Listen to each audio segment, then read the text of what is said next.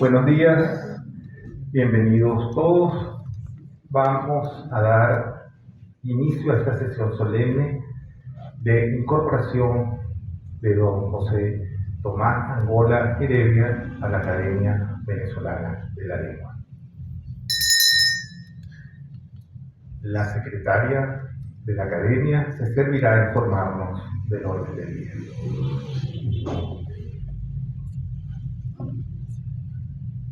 Muy buenos días. Se celebrará la incorporación de don José Tomás Angola Heredia como miembro de la Academia Venezolana de la Lengua, correspondiente de la Real Academia Española. El doctor José Tomás ocupará el sillón Che. Gracias.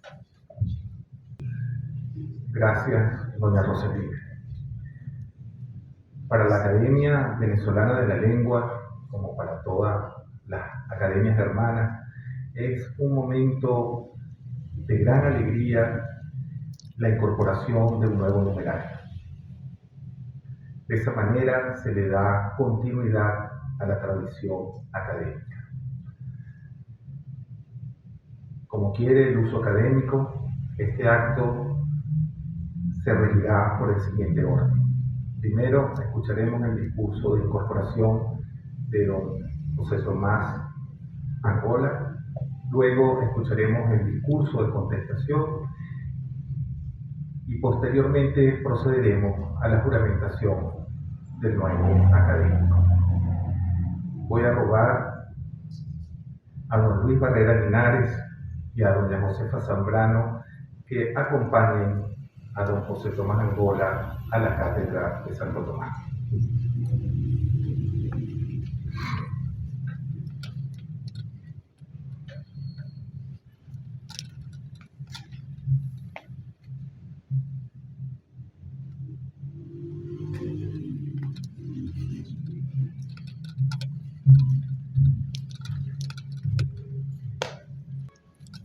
Honorable señor presidente de la Academia Venezolana de la Lengua, don Horacio Bior Castillo.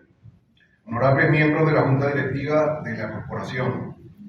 Distinguidos académicos, individuos de número y miembros correspondientes. Apreciados invitados especiales, señoras y señores. Desde este púlpito de Santo Tomás de Aquino, réplica del original que se encuentra en la capilla de Santa Rosa, cuna de la patria, y por el que han desfilado los más preclaros hombres del saber y su cultura de los últimos siglos en Venezuela, debo decir antes que nada, gracias. Pero mi agradecimiento no es solo por el hecho de que ustedes, admirados numerarios, hayan tomado en cuenta mi modesto nombre para ocupar un sillón, sino por lo que representa esta elección para la dramaturgia venezolana. Si bien es cierto que en el pasado otros autores que escribieron ocasionalmente teatro, como Pedro Emilio Coll, Heraclio Martín de la Guardia, Rómulo Gallegos, Miguel Otero Silva o Arturo Uslar Pietri, fueron individuos en número, también es cierto que su contribución principal a las letras venezolanas no pertenecen al ámbito de la dramaturgia. Es en la narrativa, la poesía o el ensayo donde sus obras quedan indeleblemente establecidas para la historia.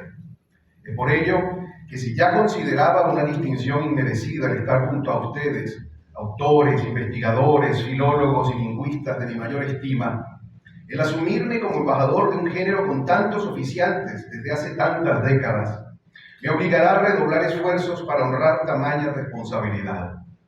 Ser el emisario de Isaac Chocrón, José Ignacio Cabrujas, Ida Granco, Román Chalbot, César Rengifo, Elizabeth Schoen, Leopoldo Ayala Michelena, Aquiles Hurtado, Luis Peraza, Gilberto Pinto, Rodolfo Santana, Vicky Franco, Paul Williams, Ariela Romero, Javier Moreno, o incluso Rafael Otazo, Leoncio Martínez o Rafael Guinán, resultará en la oportunidad idónea para darle visibilidad a un género literario que a regañadientes comparte estantería en las bibliotecas con novelas, poemarios o ensayos. Este estigma ancestral proviene del destino final y verdadero que tiene la escritura dramática. Se pergeña para la representación, para la escena, no para su lectura. Y visto así, el teatro es literatura viva mientras se escenifica, literatura espectacular en tanto espectáculo, como lo definiera Otakar Sich, eminente compositor, crítico y esteta checo, antecedente de la Escuela de Praga. Si se me permite una imagen, los hacedores de teatro nos gusta visualizar las ideas. Luego de tantos siglos del teatro andar jugueteando en pantalones cortos alrededor de este palacio, al fin vestimos con pantalones largos y entramos con altivez y dignidad. Sin embargo, no vayan a creer por eso que el teatro dejará de jugar. Es imposible. Esa es su esencia. Por todo esto, mi agradecimiento inicial, estimados colegas. Postreramente, la dramaturgia nacional entra en este fortín de las letras, lugar donde se le protegerá y honrará. Se me ha elegido para ocupar el sillón con la letra CH o Che. Pareciera que esta casualidad también se refiere a la dramaturgia. En propiedad, la CH no es una letra. No al menos desde 2010, cuando fue excluida del abecedario por ser en verdad un dígrafo. Es decir, dos letras que se hermanan para formar un fonema. Antiguamente fue una letra, ahora son dos que se unen para crear algo nuevo. Es esta una hermosa y simbólica manera de ver y definir el teatro. Aunque es literatura, también es otra cosa. Y mientras es literatura no existe en el escenario. Mas cuando es literatura y también es esa otra cosa, entonces es sujeto vivo y arrobador, lleno de certezas e incongruencias, belleza y fealdad, dolor y placer, miedo y valor, esclavitud y libertad, como todo lo humano. Si lo sabremos los venezolanos, que experimentamos ese pendular todos los días en este país penitente y acontecido. Al anterior recipiendario del sillón CH, don Atanasio Alegre, tuve la dicha de conocerlo. Coincidimos muchas veces en actos y conferencias. Formó parte, aunque mucho más joven, de esa legión prodigiosa de españoles que terminaron recalando en Venezuela, bien huyendo de la hórrida guerra civil o de sus consecuencias opresivas. Figuras como don Pedro Graces, Juan David García Vaca, Segundo Serrano Poncela, Ángel Ara, José Manuel Castañón, Jacobo Ventata, Manuel Pérez Vila, Martín de Ugalde, José Antonio Real, el mítico y olvidado Mario Arnold, e incluso José Bergamín, aunque haya vivido menos de un año entre nosotros. Cuando Atanasio llegó a Venezuela en 1956, contaba con 26 años. Había sido novicio en Palencia, España, y luego había estudiado teología en Valladolid, donde dirigió su primera revista de las muchas que comandó en su vida, Casiciaco, que toma su nombre de la ciudad cercana a Milán, donde San Agustín se retiró en el 386 a escribir sus primeros diálogos, que no versos, diálogos. Ya ven la hermosa manera que tiene la providencia de juntar toda la materia y darle sentido. El púlpito de Santo Tomás, la dramaturgia venezolana, el sillón CH, Atanasio Alegre, San Agustín y sus diálogos, y mi humilde conferencia, lo divino y lo sacro en la dramaturgia venezolana. No cometamos la ligereza de creerlo una simple coincidencia. Atanasio Alegre fue agustino, y aunque no gustaba hablar de ese pasado, aquello lo enaltece. La orden de San Agustín, con su tradición mendicante, es de las más antiguas de la Iglesia. Pero además San Agustín de Hipona, el fundador, fue un hombre de pensamiento, el más importante del primer milenio católico. El querido Atanasio había escogido el camino correcto, pues la reflexión y las ideas fueron su norte vital. Nacido en Villamoratiel de las Matas, provincia de León, Atanasio, cuando fue enviado a Venezuela, llegó al paraíso. Y lo digo real y eufemísticamente, llegó a la urbanización del paraíso, al destino del Colegio San Agustín. Pero en verdad para Atanasio, Venezuela fue el paraíso. No solo encontró su carrera académica y el amor que lo definió como hombre, sino también su vocación intelectual. Dios no nos salva de la tormenta, Dios nos salva en la tormenta. Son las cosas como crisis, dudas, confusiones, donde encontramos las respuestas. Y esto le pasó al apreciado Atanasio. Estudió psicología en la Universidad Católica Andrés Bello, graduándose summa cum laude en 1963. Luego se doctoró en psicología clínica en la misma institución en 1965 y terminó como parte de su cuerpo profesoral. Allí se enamoró de una alumna y decidió su camino. Se secularizó se casó y empezó a dar clases en la Universidad de Oriente. A principios de los años 70 del siglo pasado viajó a Alemania y estudió en la Universidad de Fribourg. Allí alcanzó el título de profesor de alemán como lengua extranjera. Abrevó del marxismo, se imbuyó del existencialismo. Heidegger fue lectura habitual, pero por una extraña razón siempre se sintió cercano al tomismo. En el estado Sucre llegó a ser decano en el núcleo de la Universidad de Oriente. Al regresar de Alemania entró como profesor de la Universidad Central de Venezuela, siendo nombrado director de cultura. Dirigió las revistas Video Forum 1990-1996, que editaba Radio Caracas Televisión y es aún hoy un referente de la investigación de medios radioeléctricos en el país. También dirigió Conciencia Activa 21, 2003-2016, de sus proyectos más queridos. Pero además, coordinó la historia ilustrada de Venezuela, que alcanzó los 15 volúmenes, y la gran enciclopedia de Venezuela, que logró 11 tomos bajo la dirección de don Ramón J. Velázquez. A partir de los años 90 encontró en la novela una beta para desarrollar su creatividad. 10 títulos conforman su bibliografía narrativa. Desde Sombras de Tejado de 1992 hasta El Crepúsculo del Hebraísta de 2008. También editaría 2 ensayos, El Ojo del Mundo no está en su sitio de 1998 y Los Territorios Filosóficos de Borges según Nuño de 2002. Recibió varios reconocimientos como el Premio de Narrativa de la Sociedad de Autores Latinoamericanos por La Caricia del Lobo en 1996, el Premio de la Bienal de Ensayo Antonio Arraiz de Barquisimeto en 2002 y la Orden José María Vargas de la Universidad Central de Venezuela en su primera clase. El 6 de octubre de 2008 inauguró el sillón CH de esta academia, que no había sido asignado nunca antes. Y aunque 2 años después la Real Academia de la Lengua sacaba la milenaria letra del abecedario, quedaba establecido el puesto con la impronta de don Atanasio Alegre. Su discurso de incorporación lo tituló El viraje alegórico en el pensamiento de Juan Nuño. Respondió la locución el recordado y querido don Blas Brunicelli.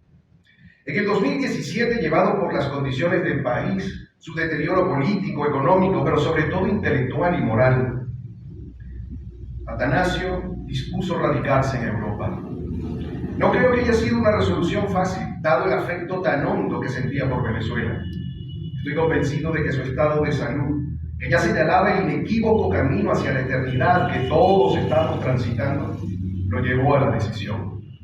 El epílogo de su vida ocurrió en Francia, en Le Havre, el 27 de abril de 2019.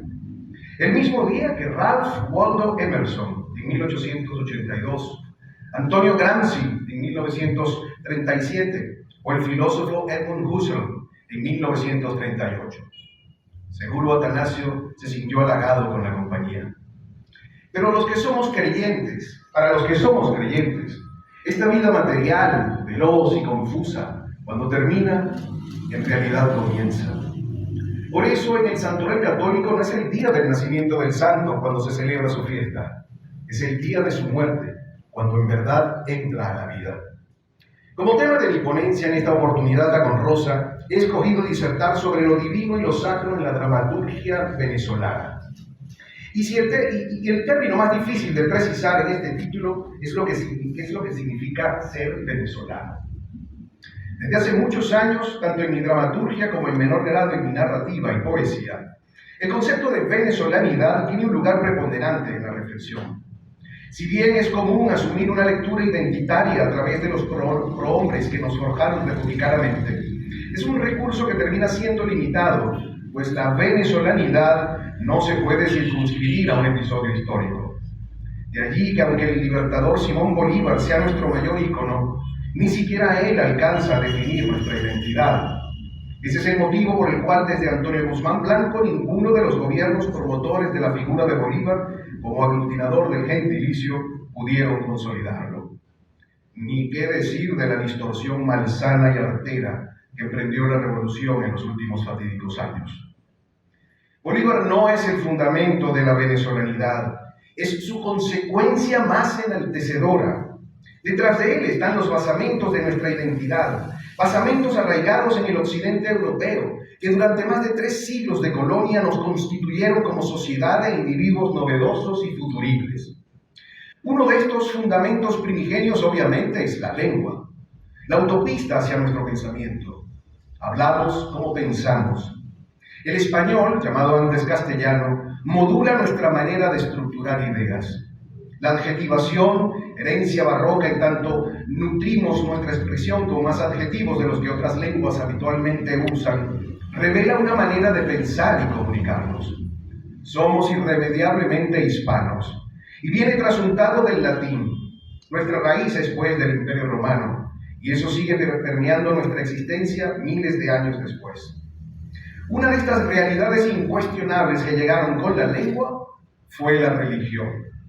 La Iglesia traía 1 milenio y medio de reflexiones y convicciones. Después, la religión católica, un activo inconmensurable de nuestra venezolanidad. En su acción evangelizadora, la Iglesia Católica desarrolló una serie de brillantes actividades. Por ejemplo, estableció la educación formal, desde la escuela de párvulos hasta las universidades. Todo lo fundó la Iglesia. Son los seminarios el germen de las universidades. El de Santa Rosa fue el antecedente de la Universidad de Caracas, luego Universidad Central de Venezuela, primera institución de su tipo que en esta tierra de gracia tuvo su asiento entre estas benditas paredes que hoy nos circundan. Fue el seminario de San Buenaventura, la madre de la Universidad de Mérida, luego de los Andes, primera universidad republicana del país, hoy aún luchando por sobrevivir. Pero además, fue la Iglesia el germen de toda expresión artística moderna. ¿O no es acaso la escuela de Chacao o del Padre Sojo la semilla de la música académica venezolana? El teatro no está alejado de esta influencia. Nace en Venezuela por la decisión y promoción de la Iglesia.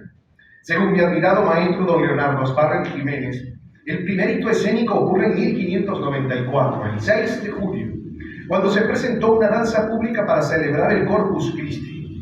Según Juan José Churión, implacable y terrible crítico de la escena nativa, en su canónico libro El Teatro en Caracas de 1924, señala que el primer documento oficial que existe es del 28 de junio de 1600, cuando el ayuntamiento de la villa de Santiago de León de Caracas, que apenas contaba con 4 calles y 25 cuadras, dio licencia para representar una comedia el día de Santiago Apóstol, patrono del poblado.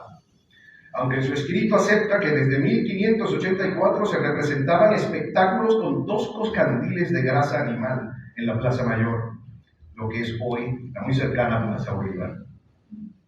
Lo cierto es que estos nacimientos, Jerusalénes y autos sacramentales se empiezan a escenificar en la villa de Caracas, y aunque no podamos enmarcarlos dentro del teatro venezolano, pues estos dramas litúrgicos ni eran originales ni de tema nativo, y mucho menos oriundos de una nacionalidad con la que ni siquiera se soñaba, al menos son un antecedente de la creación autóctona.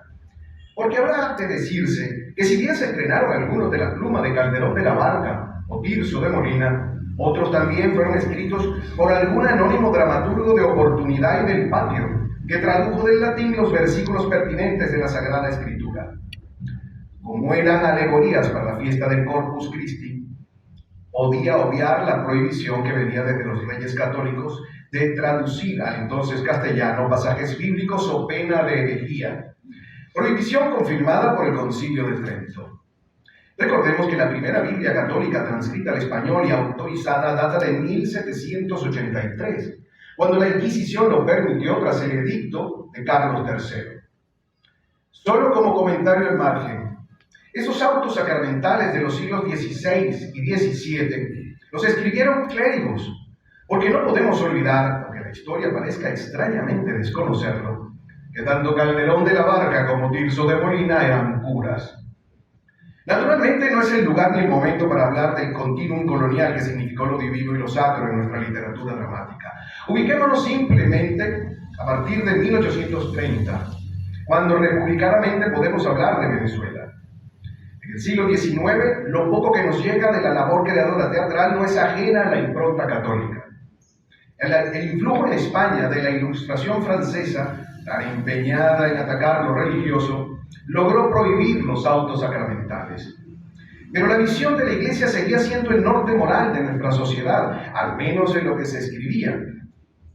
Sin embargo, el ataque laicista y materialista era desalmado, tanto que llevó al Papa, el beato Pío IX, a condenar por igual al comunismo y al liberalismo.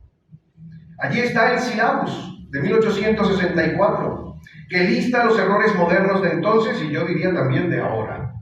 El panteísmo, el indiferentismo, el racionalismo absoluto, la supuesta incompatibilidad entre fe y razón, el utilitarismo, el progresismo, todas las ideas que nos llevan al deleznable relativismo.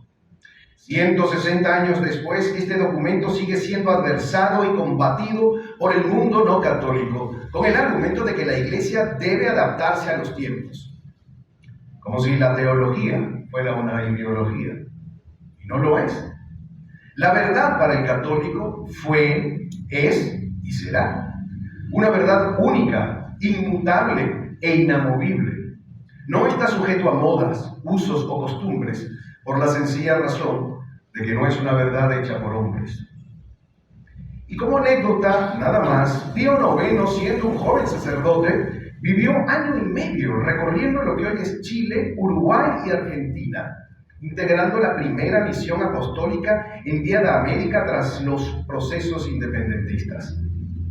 Pero volvamos al teatro. De este siglo XIX solo mencionaré una pieza que ejemplifica el período, La honra de la mujer, cuyo autor fue Aníbal Dominici, 1837-1897. Dominici es padre de otra relevante figura de nuestra literatura, Pedro César Dominici. Además fue fundador de esta academia en 1883. La obra la escribió en su Carúpano natal en 1880. Y la mención del año es crucial, 1880.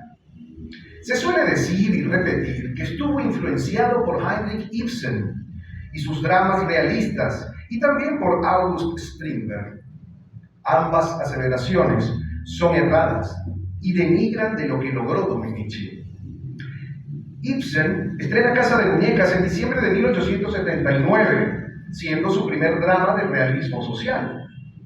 Espectros es de 1881 y Un enemigo del pueblo de 1882.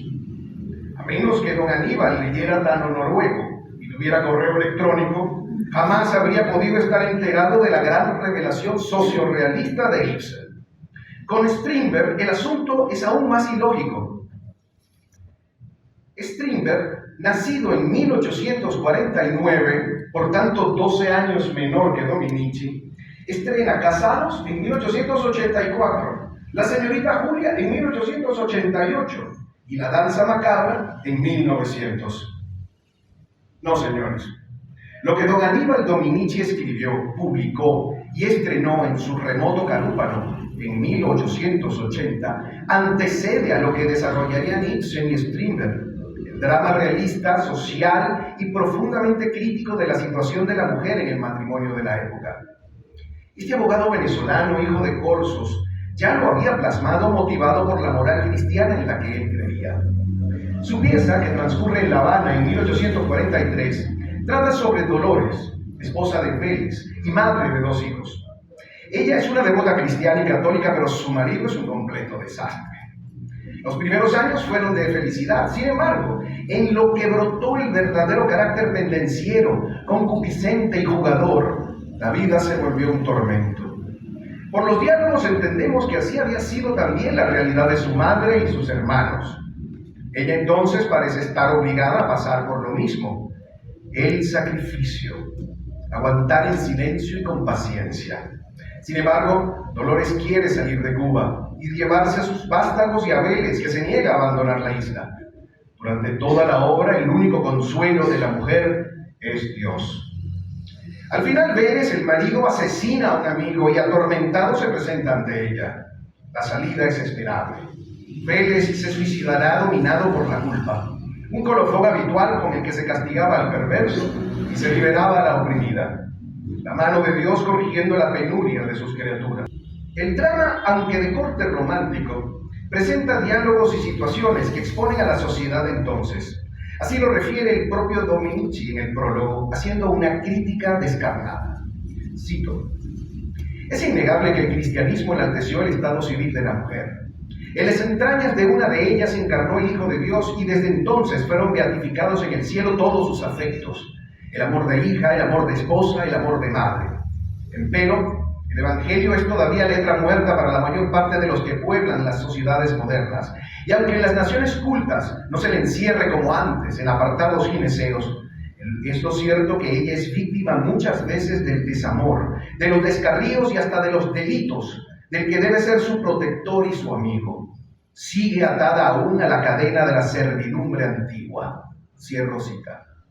La actualidad y pertinencia de estas palabras escritas en 1880 confieren a la obra de una contemporaneidad absoluta. Aunque estemos refiriéndonos a preceptos que en verdad provienen de una iglesia que tiene más de 2000 años de antigüedad. Como es imposible desarrollar un análisis pormenorizado de lo divino y lo sacro en nuestro teatro, tomaré algunas creaciones de autores que incluso pueden ser tenidos por agnósticos o ateos. Esto apuntalaría aún más la incuestionable impresión que deja la Iglesia en la venezolanidad, tanto que estos escritores, para hablar y reflexionar sobre lo nuestro, tuvieron que apelar a ella, a pesar de adversarla o serle indiferente. Comencemos por el epítome de la narrativa venezolana, don Rómulo Gallegos. Su aventura teatral no fue extensa ni tampoco exitosa. Como piezas originales nos han llegado 4. Ellas son Los ídolos, de 1909, El motor, de 1910, su obra teatral más conocida, y El milagro del año de 1915. Cierra el cuarteto una obra muy posterior, llamada La doncella, de 1957. Hagamos una precisión en honor a la verdad. Don Rómulo venía de un hogar muy devoto, católicos practicantes que le educaron con esmero. Tanto que siendo un adolescente, su madre lo lleva al seminario del que había salido como cura si no hubiese sido por la muerte de su progenitora. Vendría luego su contacto con el positivismo, el materialismo, el psicoanálisis, las doctrinas socialdemócratas. El lento alejamiento del escritor de la Iglesia. Alejamiento personal, en tanto práctica, porque si revisamos sus obras, los religiosos las atraviesan todas. Personajes de sacerdotes y monjas desbordan sus páginas, los ritos y los sacramentos, las expresiones populares de fe, las procesiones y las fiestas, la moral cristiana, la conciencia del pecado y la redención. Todo está planteado en sus novelas, indisolublemente atado al concepto de ser venezolano.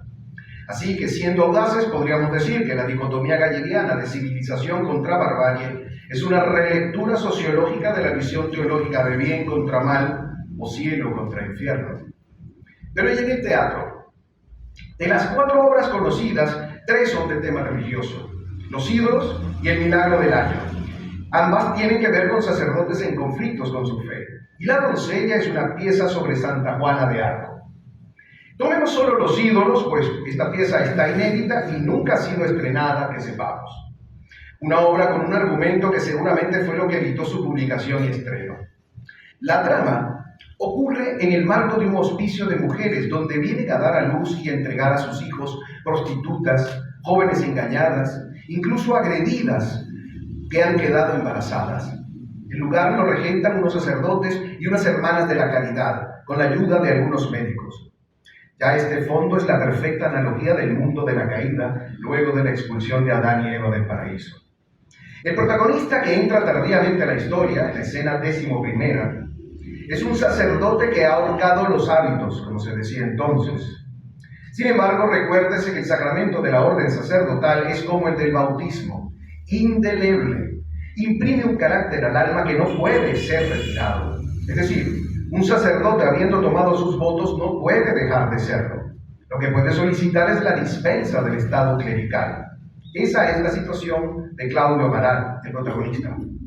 Él está entrampado entre la visión sensual de lo divino y la visión virtuosa de la fe, como escribiera Albalía Barrios en Dramaturgia Venezolana del siglo XX, 1997. Todo es por el controvertido impacto que produjo entonces la imagen de Cristo que propusiera Ernest Renan. Claudio Amaral regresa al hospicio de mujeres en donde él y su familia hicieron vida piadosa. Sus parientes siguen comprometidos socorriendo la institución. Pero allí Claudio conocerá a Eulalia, hermosa joven que ayuda caritativamente a las pacientes. Entre ambos se desata una relación en donde la pasión lo contamina todo. Como él está embarcado en un sueño de ser artista, le propone que pose para una imagen de la Virgen que quiere esculpir. Pero todo el proyecto degenera en lujuria. Luego la convence para que pose desnuda, pues lo que decide tallar es una deidad pagana. Ella, enamorada y manipulada, acepta. Pero ya las consecuencias de su pecado han llegado muy lejos. Eulalia da a luz a un hijo que constituye la fuente de todo el sentimiento de culpa. La mujer enloquece por el dolor y una noche deja las ventanas del cuarto abiertas para que el niño enferme. La pulmonía y luego la muerte de la criatura cobran el castigo de los pecadores. Amaral se desquicia en el cuarto acto y allí ocurren un par de monólogos que explican la razón del título de la pieza. El que leeré lo tiene Claudio Concasalta, médico jefe del hospicio. Cito: tantos años de idolatría dejan alguna huella en el alma. Esta vida misma que me ha fatalmente unido a los ídolos. Por eso mi conciencia no ha estado nunca en paz, porque nunca he dejado de ser lo que fui. Usted y yo emprendimos una misma lucha, que usted venció y yo fracasé, porque usted es del porvenir. Toda su vida tiende hacia un ideal por lograr, mientras que yo pertenezco al pasado y persigo sin saberlo un ideal que hace tiempo abandoné. Soy el último místico que después de haber perdido sus dioses, recorre el mundo con su fe íntegra buscándolos. Así la lira de Orfeo, muerto este, resonaba un Eurídice, Eurídice. Siempre me estremeció como una sentencia de muerte la confesión de Renan. Aparece entonces el bueno y proscrito de Hermes Renan para darle puntillazo a la historia. Lo sombrío del argumento de los ídolos de Rómulo Gallegos pareciera comunicar una suerte de pesimismo metafísico. Cuando hemos perdido el paraíso, no tenemos forma de regresar a él. Tal era lo que sentía el autor sobre este país en 1909. Es pues una expresión del nihilismo de este Gallegos que entonces tenía solo 25 años y jamás haya podido abandonar lo divino y lo sacro en lo venezolano o en sus propias letras. A saltos y sin rubor adelantaré este relato. Si Gallegos es el epítome de la de la novelística nativa, Andrés Eloy lo es de la poesía vernácula. Y para tal afirmación solicito la venia de don Andrés Bello, Pérez Bonalde, Ramos Sucre, Eugenio Montero y don Rafael Cadenas. Pasa lo mismo con Andrés Eloy que con Gallegos. Blanco proviene de un hogar muy creyente, pero en el camino lo ritual y la práctica se le fueron quedando atrás. Sin embargo, Andrés Eloy, más que don Rómulo, entendió que la fe popular era como una cédula de identidad del gentilicio. Su fervor jesucristiano se respira en sus grandes creaciones. Su manera de versificarse entronca con lo más sensible de lo venezolano, y allí la fe dialoga íntimamente con el ser. Se podrían escribir páginas y páginas del auto de fe poético que hace Andrés Eloy, pero no es lo que nos toca. Nos aborda su teatro, que también exhibe una poderosa raíz católica. Hablemos de lo anecdótico y luego pasemos a lo neurálgico. Andrés Eloy fue un gran actor de teatro. En el monumental texto Historia del Teatro en Caracas de Carlos Salas de 1967, las entradas del poeta participando en obras teatrales son incontables. Por su amor al teatro es que su bibliografía escénica y sus créditos actorales son tan extensos. Basten darse dos datos. En 1920, cuando llegó al país el gran poeta y dramaturgo español Francisco Villa Espesa, el 14 de abril en el Teatro Municipal se hizo el estreno de su traducción del clásico portugués de Julio Dantas, La Cena de los Cardenales. Actuaban el propio traductor Villa Espesa, el poeta y novelista español Emiliano Ramírez Ángel, que venía en la misma gira, y los poetas venezolanos Guillermo Austria, Jacinto Fombona Pachano, Francisco Caballero Mejías y Andrés Eloy Blanco, en el rol del cardenal Montmorency. Otro dato. En 1928, la compañía de Catalina Bárcena, que con Margarita Sirgu y María Guerrero conforman el triunvirato de las más grandes actrices españolas de la primera mitad del siglo XX, llega a Venezuela con Gregorio Martínez Sierra, otra figura legendaria del teatro español. El recibimiento fue apoteósico. El 20 de abril estrenarían en el Teatro Municipal la obra El Cristo de las Violetas, de Andrés Eloy Blanco. Drama breve que ocurre en casa de las hermanas del Libertador y en donde la imagen de un Cristo crucificado emula el sacrificio de Antonio José de Sucre en Berruecos, ante los comentarios malsanos de un realista visitante. La ambientación de la obra fue diseñada por el escenógrafo de la compañía, nada más y nada menos que el reconocido pintor Siegfried Burman, quien unos años después haría los decorados de todas las obras de García Lorca que se estrenaron en España antes de estallar la guerra. Refirámonos al Andrés Eloy dramaturgo. El poeta escribió mucho teatro: El pie de la Virgen, Malvina recobrada, la mencionada Cristo de las Violetas, Los muertos las prefieren negras o Venezuela huele a oro, escrita por a cuatro manos por Miguel Otero Silva. Pero me voy a centrar en una pieza de 1937, enigmática y mística por su poesía y temática: Abigail. La obra fue publicada por Élite y la legendaria tipografía Vargas, pero nunca fue estrenada. No nos confundamos con el título. La Abigail protagonista no es la que aparece en el primer libro de Samuel del Antiguo Testamento, mujer discreta y sensata que hace brotar en el rey David el perdón y la misericordia y termina siendo una de sus esposas. No, Andrés Eloy escribe una historia en tiempos de Cristo. La obra, un drama lírico, está construida con hermosísimos versos libres, de los más sublimes del cumanés. Me atrevería a afirmar que es de las piezas teatrales en verso más sugestivas y hermosas que venezolano alguno haya jamás escrito. ¿Por qué nunca se ha estrenado? Hay varias razones.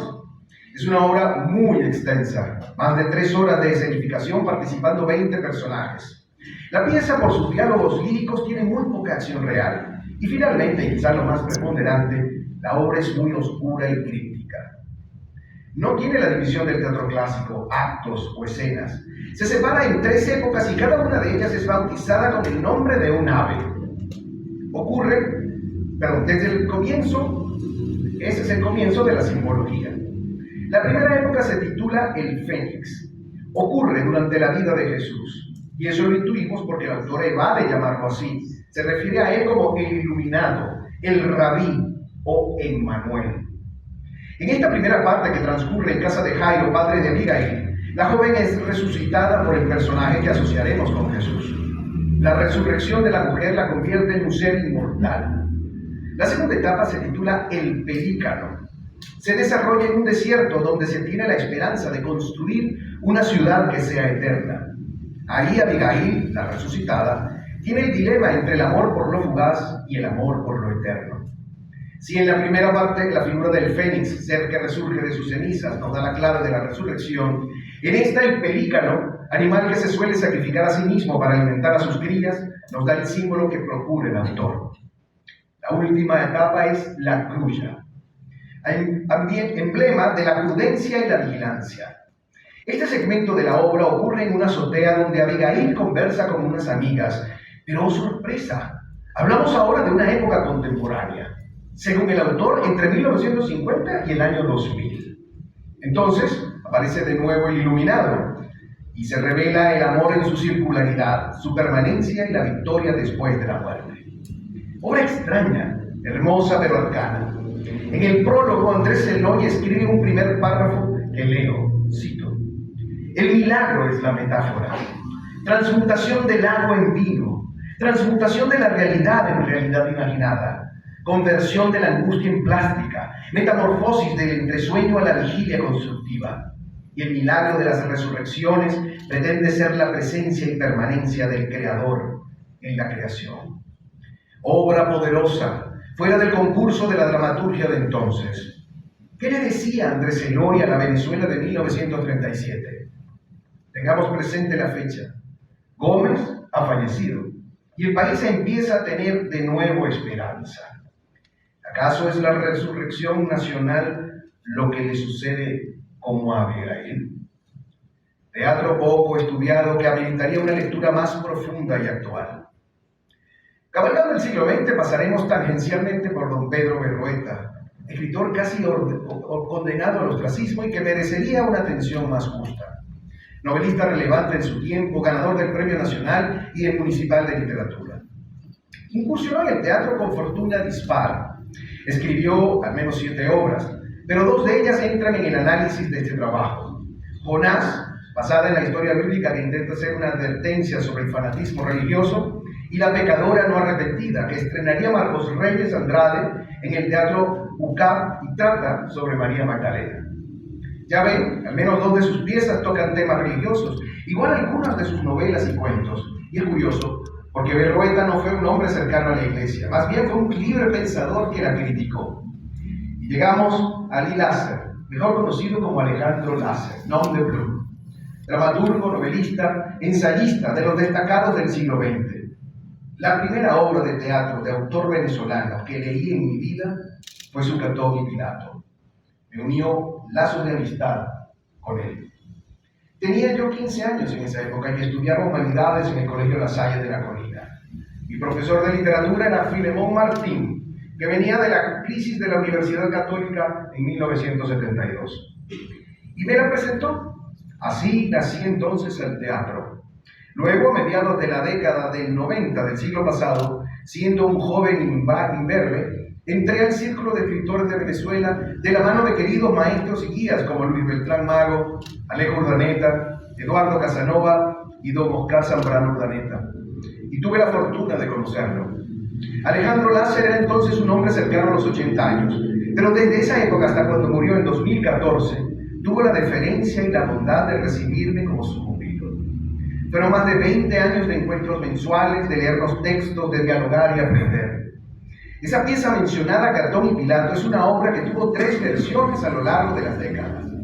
Publicada en 1950 con el nombre de Catón en Útica, en 1966 se transformó en Catón y Pilato, publicada en el libro canónico de Carlos Suárez Vadillo. Sin embargo, en 2009 tuve la fortuna de reeditarla como prologuista y curador en una nueva y última versión. La incluí en la antología 3 obras de teatro de Alí Lasser. Esta pieza permanece aún sin estrenar. La obra nos recuerda a Vidas paralelas de Plutarco. En su estructura son 2 argumentos que no se tocan, pero se van alternando. La historia de Catón, sitiado en Útica por César, quien le pide que entregue a los senadores romanos que protege, so pena de arrasar con la ciudad. Y la historia de Jesús en su juicio ante Pilato. Unos y otros, inocentes y víctimas. Sin embargo, la obra confronta las posiciones de Catón, que prefiere morir por su propia mano antes de entregar a los inocentes, y la de Pilato, que ante la presión del Sanedrín entrega a un inocente Jesús al tormento y la cruz para evitar la sublevación de Jerusalén. Lasser, con quien conversé mucho sobre su pieza, buscó sumar una unidad nueva a las clásicas aristotélicas, la unidad de tiempo, lugar y acción. El dramaturgo hablaba de la unidad de situación, que era lo único que servía de vaso comunicante entre la historia de Catón en Útica y la de Pilato en Jerusalén. En mi humilde opinión, Catón y Pilato de Alejandro Lasser es de las grandes obras teatrales escritas en Venezuela, con una profunda reflexión sobre la inocencia, la injusticia, el sacrificio y el valor de los hombres ante lo que es correcto. Temas por demás pertinentes y urgentes en nuestro infame presente nacional. Uno de los más controversiales y polémicos dramaturgos que exploró lo popular y lo marginal en la cultura venezolana fue Román Chalbaud, autor de algunos clásicos de nuestro teatro como El pez que fuma y Los ángeles terribles. Su visión marxista e incluso, podríamos decir, comunista, buscó desentrañar la realidad de la Venezuela que vivió. Y aunque fue un adversario de la Iglesia, comprendió plenamente las inobjetables huellas de la religiosidad en nuestra manera de ser y sentir. En todas sus piezas hay trazas, a veces accidentales como en Caín y Adolescente, y en otras profundas como en Sagrado y Obsceno o La quema de Judas. Justamente en Sagrado y Obsceno de 1961, lo sacro escala hasta lo barroco, con la imaginería católica casi usándose como arma contra la propia religiosidad. La comedia con visos de sainete, a decir de doña Carmen Manarino, se confunde con el melodrama como elementos conformadores de nuestra idiosincrasia. En la pieza se pendula entre lo profano y lo divino, entre lo sagrado y lo obsceno, como bien la titula su autor, y todo en el espacio de una pensión humilde. En La quema de Judas de 1964, aparte del evidente recurso de replicar la historia de Jesús, su ubicación en el presente la vuelve un alegato crítico muy demoledor. La obra la lleva un periodista que está haciendo un reportaje sobre la muerte de Jesús María, un policía asesinado en el cumplimiento del deber. En su primera aparición, el periodista define el destino de la pieza. Tiene un monólogo mientras un muñeco sin rostro, cuelga de la tramoya. Leo, el periodista. Quemar a Judas y darle la cara de nuestro enemigo es una tradición venezolana. Pero estoy seguro de que el mundo entero todos sabrán a la hora de la verdad lo que esa cara y lo que ese fuego significa. Luego la escena se traslada a la sala de una morada humilde en un barrio caraqueño. Allí el periodista entrevistará a la madre de Jesús llamada Señora Santísima. Ella está sentada en un taburete junto al féretro de su hijo. Con estas claves huelga decir lo que busca Chalbot con la obra. Valdría la pena citar las palabras que a propósito de este texto dijera José Ignacio Cabrujas, amigo y compañero de escena de Chalbot. Cito: la obra representa ese complejo de objetos y emociones que el mismo autor nos explica, eso que nos construye en la terrible manera de ser a que nos condujo nuestra propia historia. A partir de los años 60 del siglo XX, la diversificación de caminos en el teatro venezolano fue muy grande. Aparecerían Elisa Lerner, José Gabriel Núñez, Lev Rosell, Ricardo Acosta, Rodolfo Santana, Gilberto Agüero, Edilio Peña, José Simón Escalona, Xiomara Moreno, Javier Vidal, Gerardo Blanco, Gustavo Ott o Helio Valencia, entre muchos otros. Todos en búsquedas muy personales de esa venezolanidad elusiva e indefinida. En el caso de José Ignacio Cabrujas e Isaac Chocrón, también interesados en hurgar en lo venezolano, ellos lo hacen desde otros derroteros. En Chocrón, provenir del judaísmo le aporta otra comprensión cultural. Su temática es más del orden privado, lo autobiográfico, la familia, que hay diferencia entre la sanguínea y la escogida, el amor homosexual y el viaje como exilio o retorno. Quizás su pieza de 1996, Unos Reyes Uno, dirigida en su estreno por Orlando Arocha, posea más relación con lo divino y lo sacro reflejado en el hecho teatral. Allí, la historia bíblica del rey David se recrea y se actualiza como germen argumental, aunque solo sea en resonante. En Cabrujas, a pesar de su inicial coqueteo con el comunismo, que luego giró hacia una moderada izquierda democrática, y su larga diatriba personal con Dios, su religiosidad, que como la de los venezolanos le daba entidad, aparece intermitentemente en sus obras. Quizá la más abiertamente instalada en lo religioso sea Profundo, de 1971. Allí el ritual, la imaginería católica, las supersticiones populares se mezclan con la picardía y la viveza criolla, el erotismo y la frustración nacional.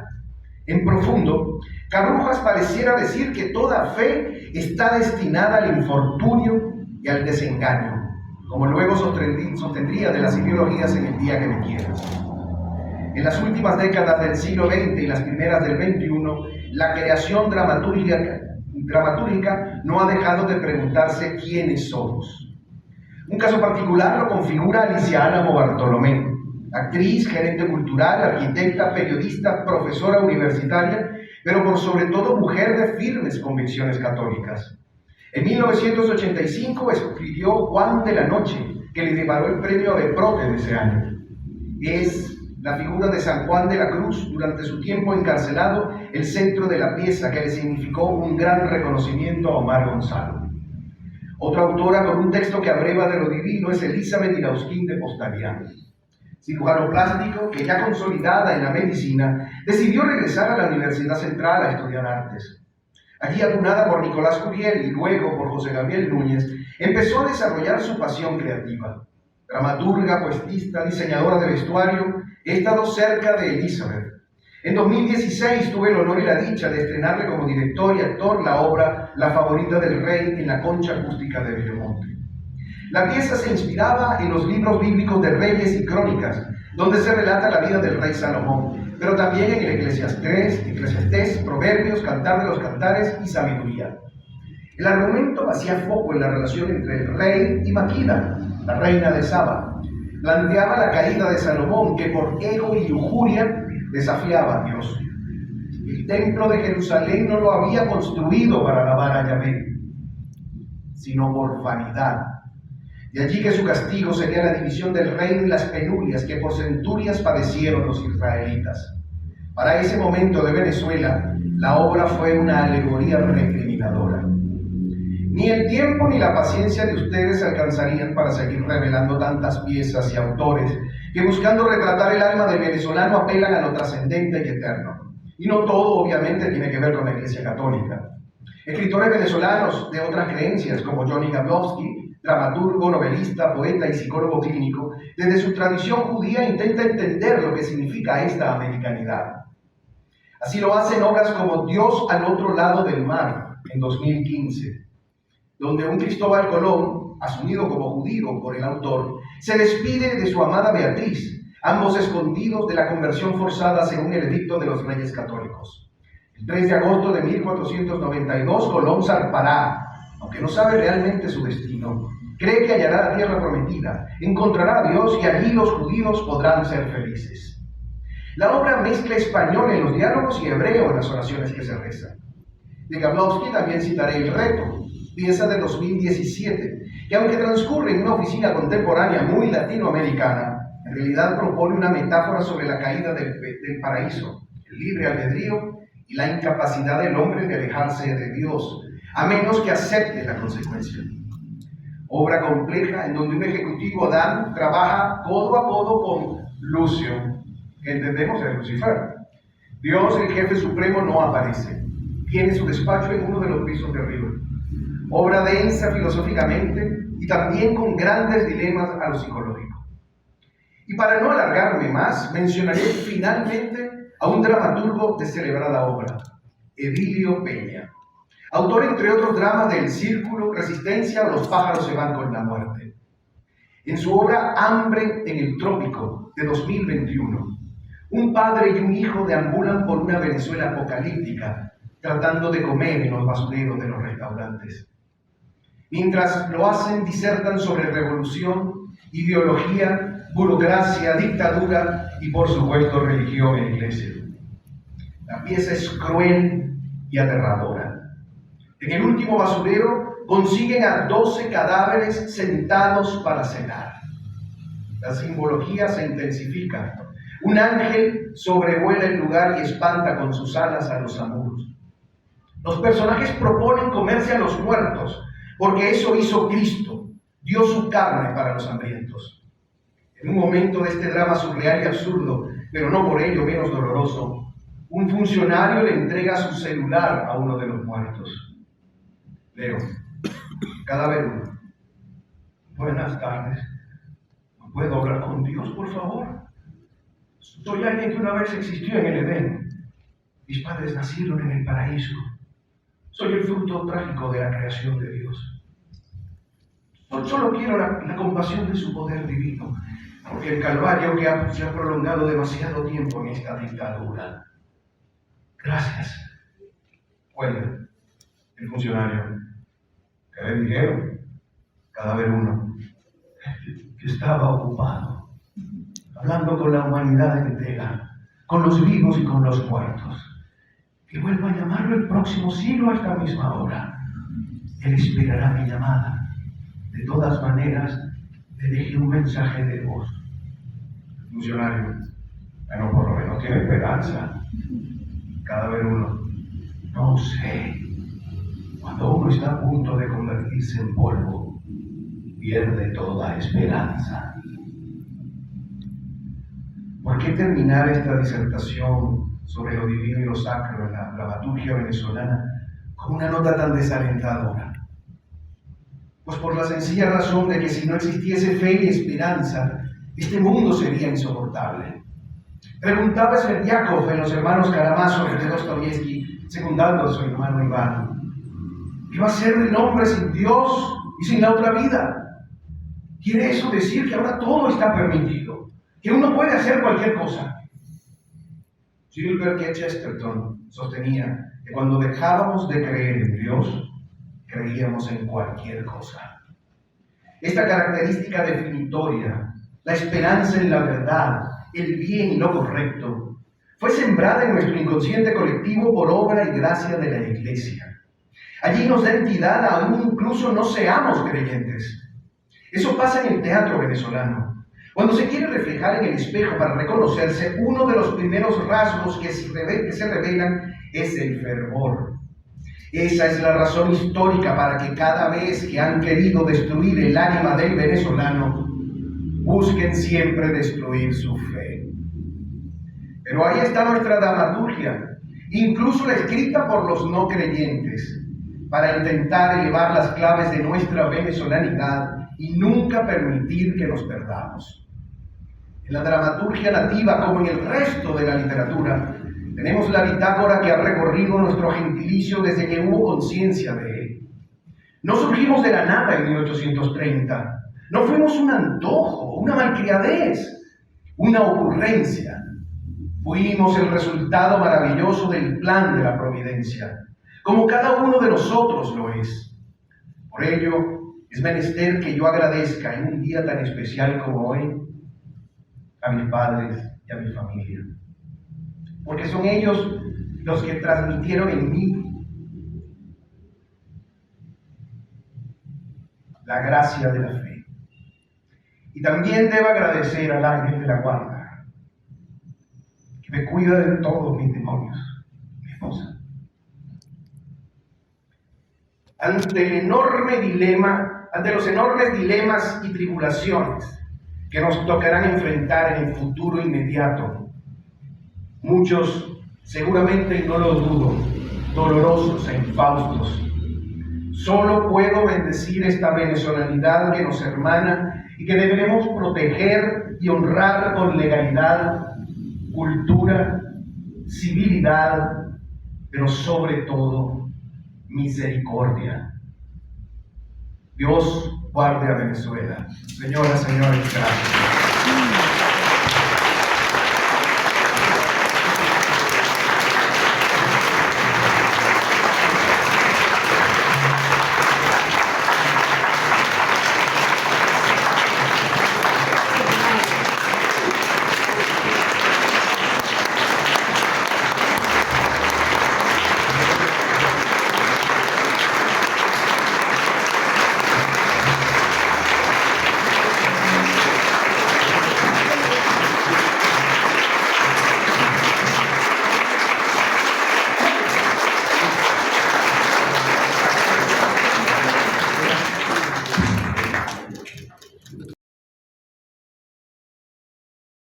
Don José Tomás, creo interpretar el sentimiento de esta academia al felicitarlo por su excelente discurso de incorporación, que reúne tres elementos de la literatura: la palabra, pero también la voz, en el sentido fónico de la pronunciación de realidad física, y además el gesto que es inherente al teatro.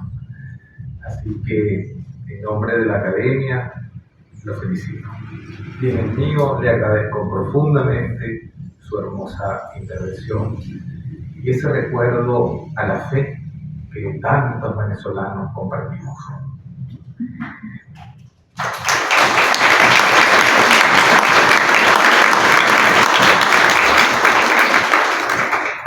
Gracias.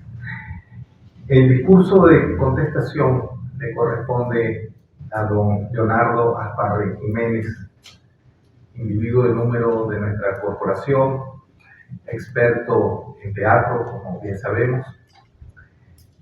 Por razones de salud, don Leonardo no nos puede acompañar físicamente. Ha escrito un hermoso discurso de contestación, no podía ser menos, y en su nombre tendrá la inmensa bondad de leerlo doña Lourdes Sifontes Greco, también numeraria de esta academia.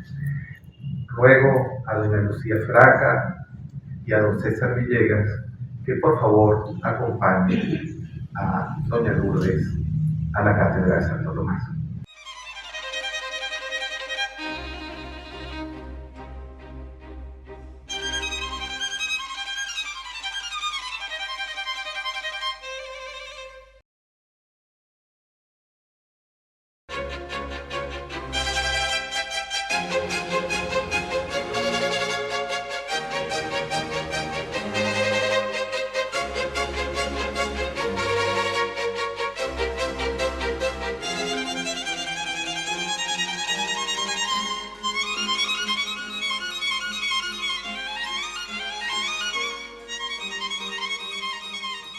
agradezco el honor y el compromiso de leer las palabras de don Leonardo y no puedo evitar, antes de comenzar, agradecer el hermoso recorrido que nuestro nuevo numerario ha hecho para nosotros.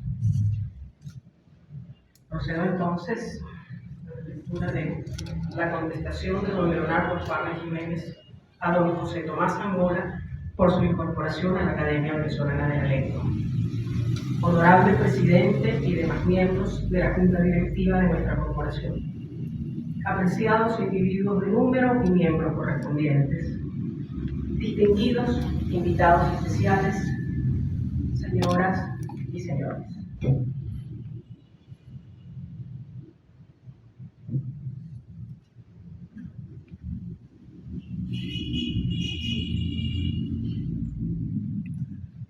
Hoy es un día gozoso para nuestra corporación y para la dramaturgia venezolana.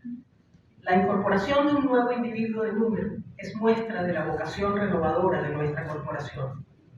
Pero que el nuevo académico sea un dramaturgo marca un antes y un después.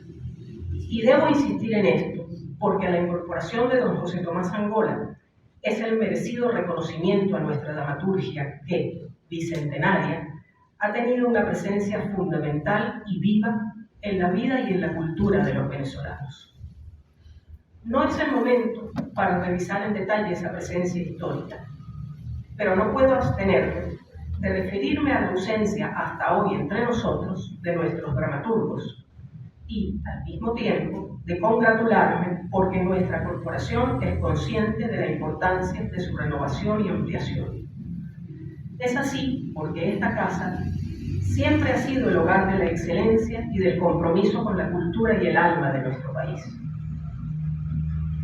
Que desde hoy la dramaturgia venezolana esté representada en nuestra corporación con don José Tomás Angola reivindica la vigencia de un lenguaje creado para ser visto y oído, testimonio de la riqueza e historia de una palabra y una lengua inseparables del ser humano desde siempre. En nuestro caso, un lenguaje y una lengua que se remontan a 1817, cuando, sin aún definirse nuestra independencia, Gaspar Marcano representó el encuentro del español Pablo Cabrera con el patriota Francisco Machuca en las alturas de Matasiete, una situación en la que reivindicó nuestra libertad después de la derrota de Pablo Morillo en la isla de Margarita. Desde entonces la dramaturgia venezolana ha representado lo que somos y decimos que somos. Es dilatada en el tiempo la discusión, un tanto bizantina, sobre si la dramaturgia es o no literatura por las notables diferencias entre ella y la prosa y la poesía, aunque coinciden en la tarea que Aristóteles asignó al poeta, representar lo que podría suceder.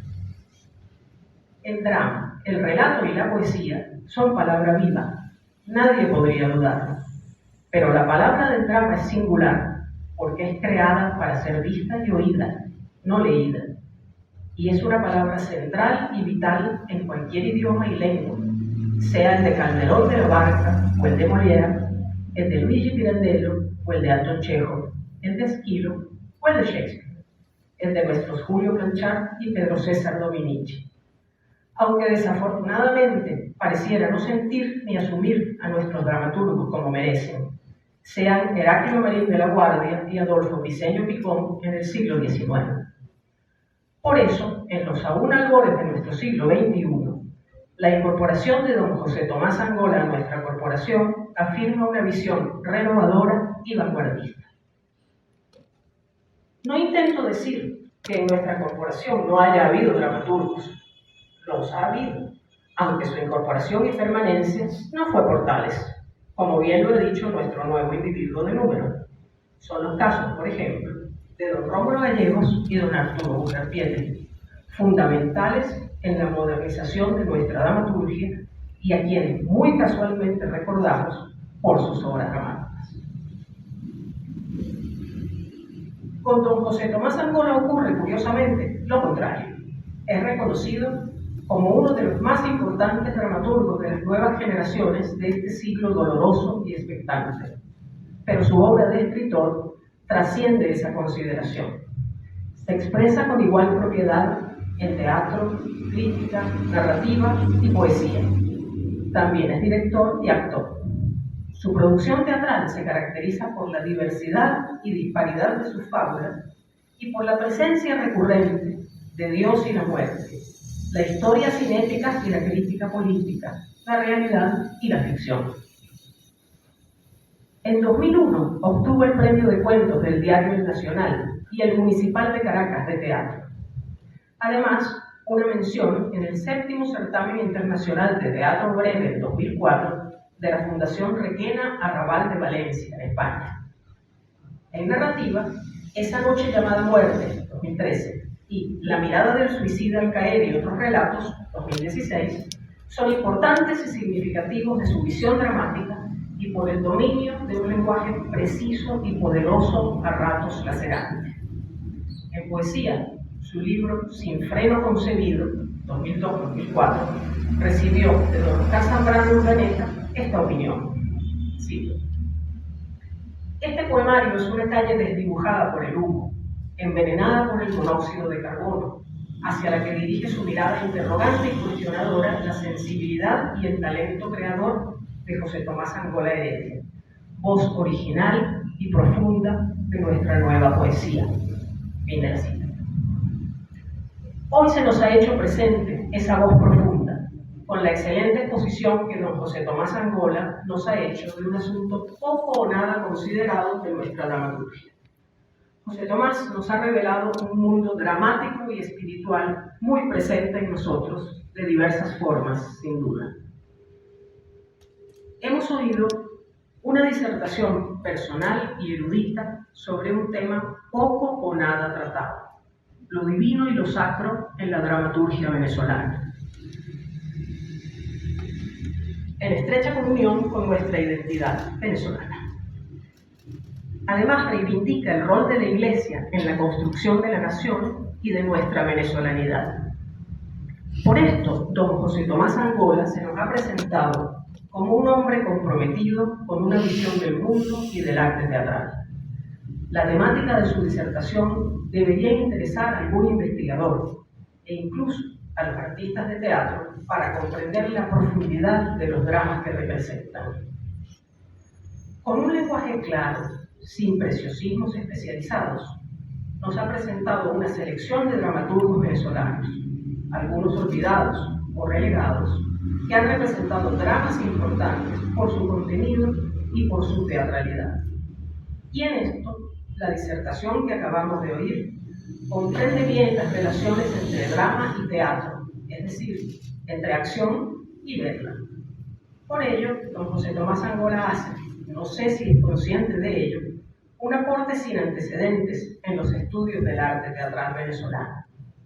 Además, es una disertación en la que el autor deja constancia de su visión del mundo, de su creencia en su trascendencia humana.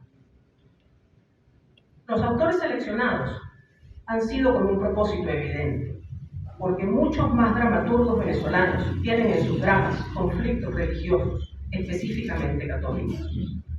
Nos habló de quienes son hitos de proposición y cambio en la historia de la dramaturgia nacional. Autores que escribieron sus dramas en momentos significativos de nuestra historia nacional, por lo que mantienen correlaciones dinámicas con sus marcos sociales y con los de cualquier espectador.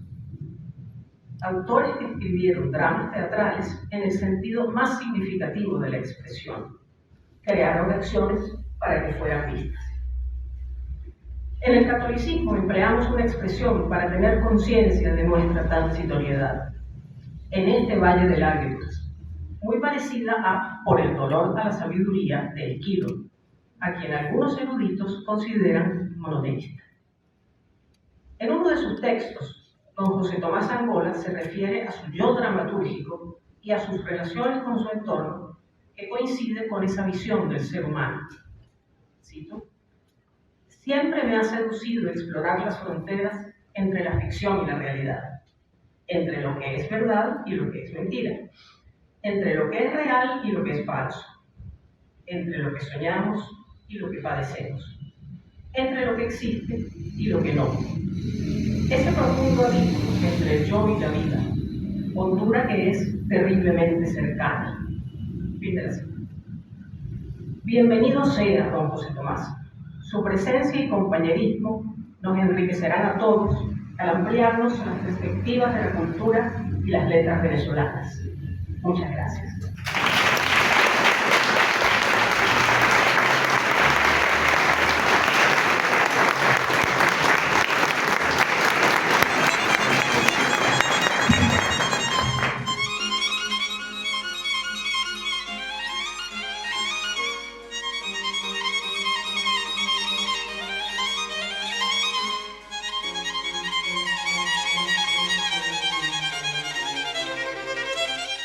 Gracias, doña Lourdes.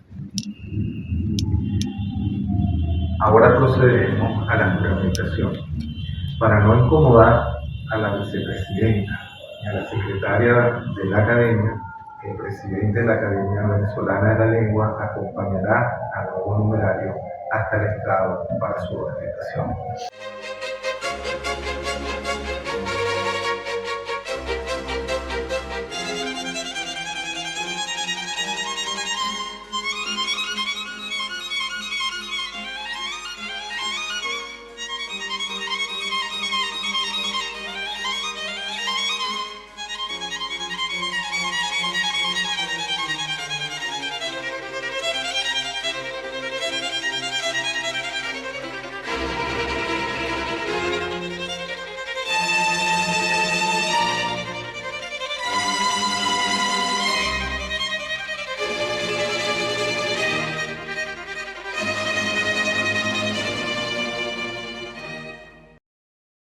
Don José Tomás Angola Heredia, ¿jura usted cumplir y hacer cumplir el estatuto y demás reglamentos de la Academia Venezolana de la Lengua?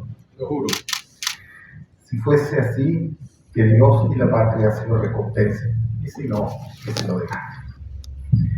En nombre de la Academia Venezolana de la Lengua, lo declaro individuo de número de esta corporación.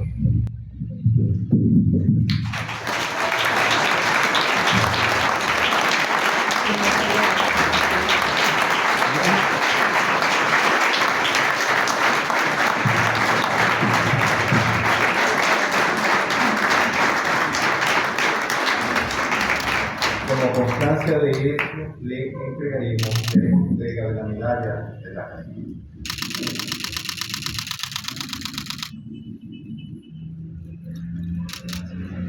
La secretaria de la Academia, doña Rosalina García de Jiménez, le da entrega del diploma correspondiente.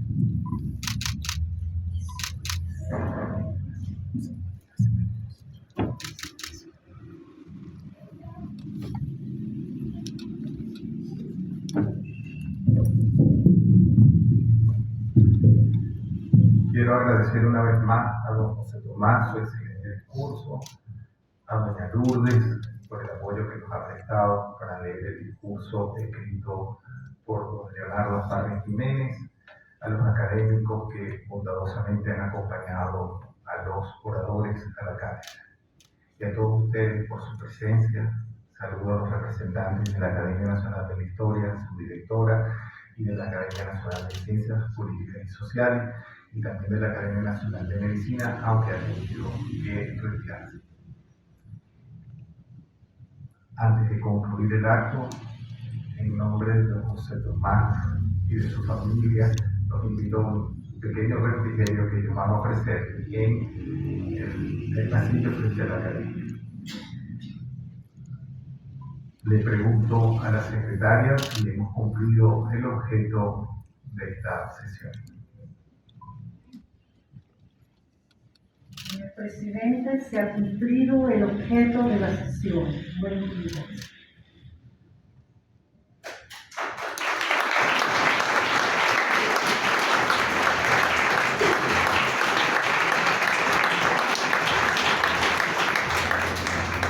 Habiendo cumplido el objeto de la sesión, según nos informa nuestra secretaria, y como un saludo afectuoso a todos los presentes, declaramos levantada la sesión solemne.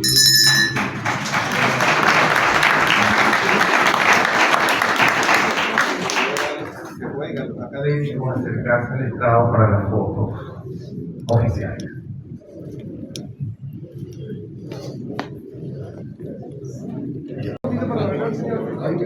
Cuidado, cuidado. Aquí, por favor.